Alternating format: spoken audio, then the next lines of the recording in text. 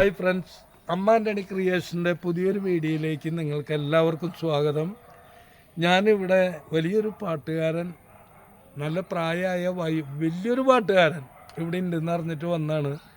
അദ്ദേഹം പാട്ട് തന്നെയല്ല, ഒരുപാട് കാര്യങ്ങളിൽ അറിവുള്ള വ്യക്തിയാണ്. അദ്ദേഹത്തിൻ്റെ അടുത്ത് ഞങ്ങൾ വരികയാണ്, അദ്ദേഹത്തിന് കൊണ്ട് കാര്യങ്ങൾ അറിയുകയും ചെയ്യാണ്. ഞങ്ങൾ പാട്ടും അദ്ദേഹം നമുക്ക് പാടിത്തരാണ്. അത് നല്ലവരായ പ്രേക്ഷകരെ നിങ്ങൾക്ക് എല്ലാവർക്കും കാണാം. എന്നാൽ ഓക്കെ. എന്നാ ചേട്ടൻ്റെ പേര് എന്താ? എൻ്റെ പേര് KN Narayanan, Kalappurakkal house PO Kodakara.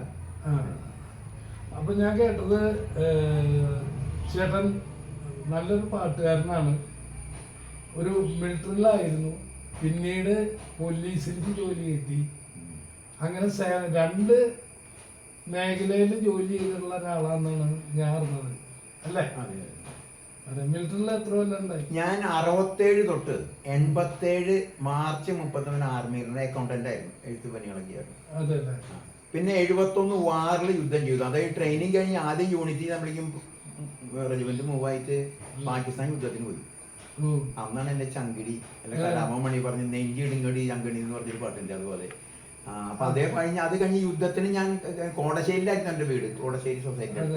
അപ്പൊ അവിടെ വെച്ച് ഞാൻ മരിച്ചു എന്ന് പറഞ്ഞൊരു പരസ്യം ഉണ്ടായി അവിടെ. എല്ലാവരും ഞാൻ പറഞ്ഞു എന്റെ സുന്ദരൻ എന്ന് വിളിക്കും, മരിച്ചു എന്ന് പറഞ്ഞു.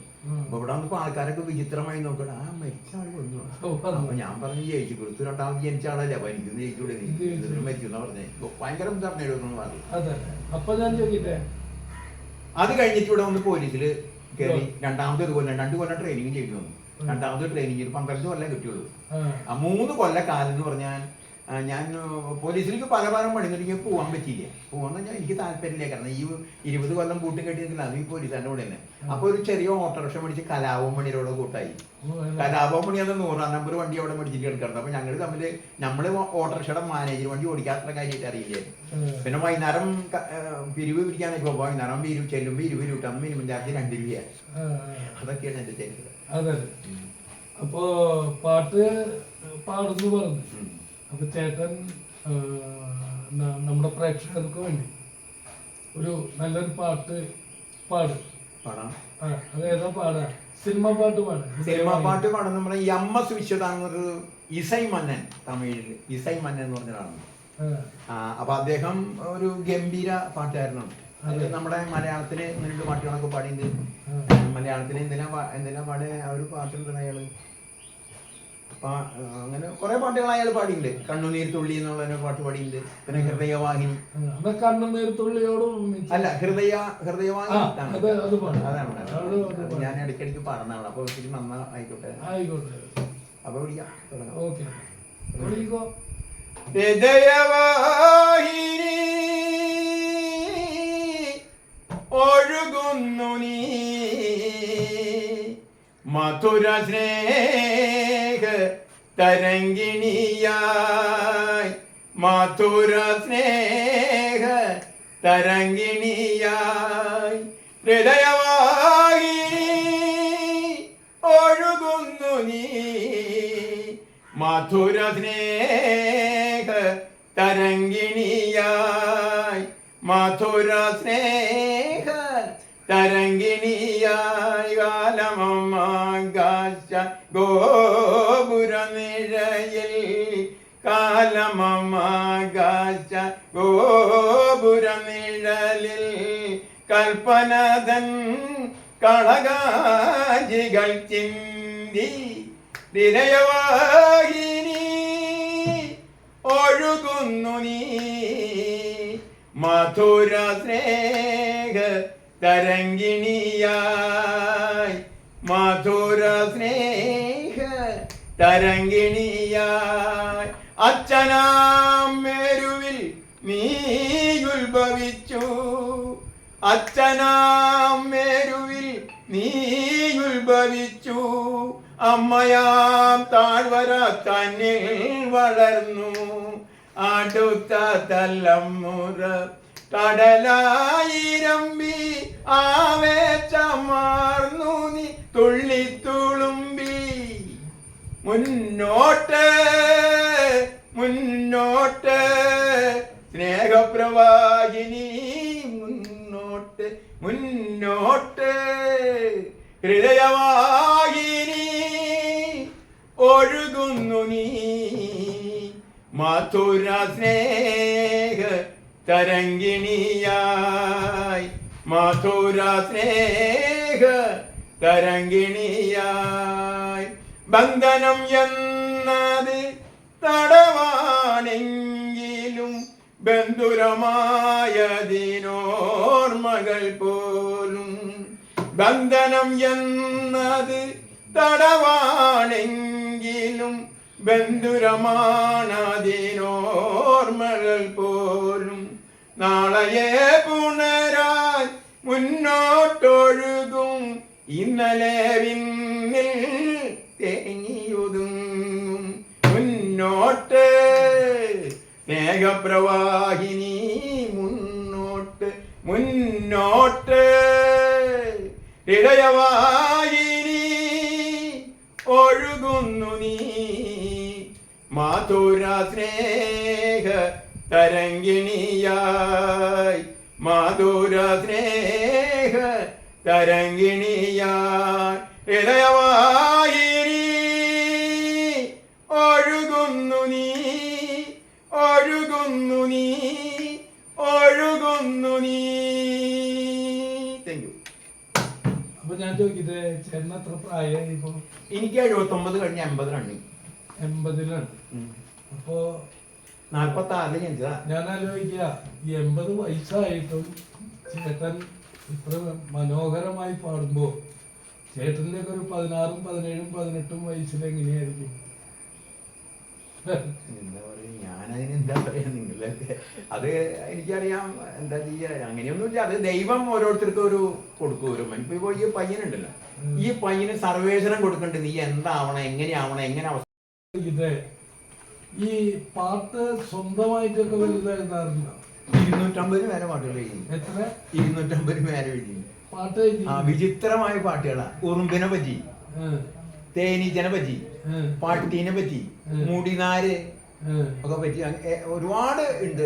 ഞാൻ എഴുതിയിട്ടുണ്ട്. ഞാൻ അതെങ്ങനെ ഒരു ഭാവന എന്ന് പറഞ്ഞപ്പോ ഈ മുടിനാരല്ലേ, മുടിനാരിപ്പോ ഒരു ചോറിൽ വീണ പിന്നെ ഒരു വലിയൊരു സദ്യ നടക്കണം. അതിലൊരു മുടിനാര് ചോറിൽ വീണ നിങ്ങൾ പിന്നെ അവിടെ ഇരുന്ന് കഴിക്കോ? പതുക്കെ പതുക്കെ എനിക്ക് പോകും. ഓരോന്ന് മുടിനാര് കണ്ടാൽ മിണ്ടാണ്ട് എടുത്ത് കളയുള്ളൂ, അറിവുള്ളവൻ. ചിലരോട് ചായ കടയിൽ ചെന്നിട്ട് മുടി കൊണ്ടിയല്ലോ, ചായ കുടിച്ചിട്ട് ഇതാ മുടി വേണമെന്ന് പറഞ്ഞു. എടാ മുടി കുളമ്പറന്ന് നമ്മൾ ചായ കഴിക്കണ തല്ലാൻ പോകാം. അങ്ങനെയൊക്കെ അപ്പൊ മുടിനാരിനെ പറ്റിയാണ്. അപ്പൊ ഇനി ചേട്ടനെന്നാ എഴുതിയ ഒരു പാട്ട് ഒന്ന് പാടി. കർഷകരെ പറ്റി ഒരു പാട്ട് പാടിയല്ലോ, അത് മതി. കർഷകരെ ഓണല്ലേ വരാൻ കൊണ്ട് പിടിക്കുന്നുണ്ടോ? അപ്പൊ ഞാൻ ഇടയ്ക്ക് സംസാരിക്കുന്നത് കണ്ടീത് കളയാനോ? അതൊന്നും വേണ്ട. ഈ ഇടയ്ക്ക് അതൊക്കെ ഇതിൽ കയറിക്കോട്ടെ. ഡിലേറ്റ് ചെയ്യാം. അപ്പോ കർഷക ദിനം, കർഷക ദിനത്തിന് വേണ്ടി ഞാൻ ഇന്നലെ നമ്മുടെ കൊടകര കർഷക ദിനം എല്ലാവരും ക്ഷണിച്ചില്ല കർഷകന്മാരെ. അപ്പൊ അതിനെ പറ്റി ഞാനൊരു പാട്ട് എഴുതിയിട്ടുണ്ട്. അത് കേട്ടോളൂ. അത് ഏത് രാഗത്തിൽ വേണമെന്ന് പറയണം. അപ്പൊ രാഗം പല പല രാഗത്തിലിടും. എനിക്ക് രാഗം ഒരുപാട് രാഗത്തിൽ ഞാൻ പാടും. പക്ഷെ എനിക്ക് സംഗീതം ഇഷ്ടമാണെങ്കിലും ഏത് രാഗാണ് എന്താണ് അതൊന്നും എനിക്ക് അറിയില്ല. അപ്പൊ ചേട്ടൻ തന്നെ ചേട്ടൻ എഴുതിയ ഏത് രാഗത്തിലാണോ അതങ്ങോട്ട് പാടുക. ഓടപ്പഴം പോലെ എന്നുള്ള പാട്ട് അല്ല, ഈ കർഷകരുടെ പാട്ട് പാടുക. അത് ആ രാഗത്തിനും പാടിയില്ല. ഞാൻ ഇന്നലെ അവിടെ എങ്ങനെയല്ലേ ഓടപ്പഴം പോലെയുള്ള നന്നായിരിക്കും. അത് നന്നായിരിക്കും. പാടിയൊക്കെ എന്നാ കേട്ടോളൂ. നാടിന്റെ നട്ടല് കർഷകരാണെങ്കിൽ രാജരക്ഷാധീര സൈനികർക്ക് നാട്ടിലെ ജനതയെ തിരി പോറ്റിടുന്ന അന്നദാതാക്കള കർഷകന്മാർ. നാടിന്റെ നട്ടല് കർഷകരാണെങ്കിൽ രാജരക്ഷാധീര സൈനികർക്ക് കാലത്തെഴുന്നേറ്റ് കാലികളെ കൊണ്ട് വയലിൽ പണി ചെയ്യും കർഷകന്മാർ. മഴയത്തും വെയിലത്തും ഒരുപോലെ പണി ചെയ്യും കർഷകർ നമ്മുടെ സമ്പത്താണ്. ഇടിവെട്ടും മഴയത്തും മുട്ടോളം വെള്ളത്തിൽ കളകൾ പാറിച്ചിടും കർഷകന്മാർ. നാടിന്റെ നട്ടെല്ല് കർഷകരാണെങ്കിൽ രാജ്യസുരക്ഷാധീര സൈനികർക്ക് കോളിയുടേതെന്നോ ഉത്സവം എന്തെന്നോ കർഷകർക്ക് തീരെ ജ്ഞാനമില്ല.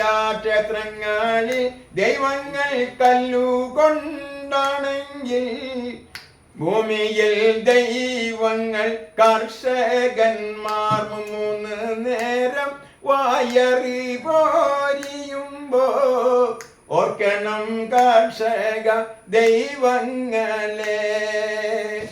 നാടിന്റെ നട്ടെല്ല് കർഷകരാണെങ്കിൽ രാജ്യരക്ഷാധീര സൈനികർക്ക്. Thank you. ഇത് ഞാൻ മുഴുവൻ അത് ഇങ്ങനെ മൊബൈലിൽ വഴി നന്നായില്ല. ഇതിന്റെ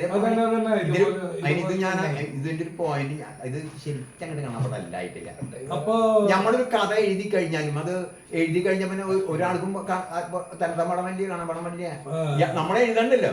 എഴുതി കഴിഞ്ഞാൽ ഇപ്പൊ നമ്മളൊരു കാര്യം പറഞ്ഞാൽ അത് അപ്പൊ തന്നെ രണ്ടാമത് സംസാരിക്കാൻ പറ്റില്ലത്. അങ്ങനെ ഇതുണ്ടല്ലോ. അപ്പൊ നമ്മൾ ഈ പാട്ടുകൾ എഴുതാം.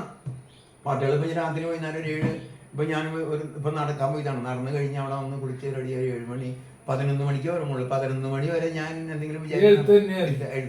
പേന എടുത്താൽ കഥ എഴുതും. അതുപോലെ ഡ്രാഫ്റ്റ് ഇംഗ്ലീഷിൽ ഡ്രാഫ്റ്റ് ആർക്ക് വേണമെങ്കിലും എഴുതും. സെക്കൻഡ് എഴുതിയ ഇംഗ്ലീഷിൽ ഡ്രാഫ്റ്റ് ഇംഗ്ലീഷിൽ എഴുതും. അത് പ്രധാനമന്ത്രിക്ക് അവർ എഴുതി അവർ ഞെട്ടും. ഇവിടെ ഏത് പൊട്ടണ എഴുതുന്നു. അതെ. അപ്പൊ ഞാനൊരു കാര്യം പറയും. ഇതിനിടയ്ക്ക് ഞാൻ കേട്ടു ചേട്ടൻ ആരുടെ ജനിക്കാൻ പോകുന്ന കുട്ടി ഗർഭിണിയായിരിക്കും. വേണ്ട, അത് ചേട്ടന്റെ ആ സവിശേഷതകള് സുഹൃത്തുക്കളെ നമ്മള് അടുത്ത എപ്പിസോഡില് ജനിക്കാൻ പോകുന്ന കുട്ടി അതാണോ പെണ്ണണോ എന്ന് ഒരു സ്കാനിങ്ങും ഒരു വൈദ്യസഹായവും ഇല്ലാതെ അത് കൃത്യമായി പറയും എന്നാണ് ആള് പറയുന്നത്. അതിൻ്റെ കാര്യങ്ങളൊക്കെ ഞങ്ങൾ അടുത്ത എപ്പിസോഡിൽ ഇടാം. അപ്പോൾ എന്നാൽ ഓക്കെ, എന്നാൽ ഗുഡ് ബൈ.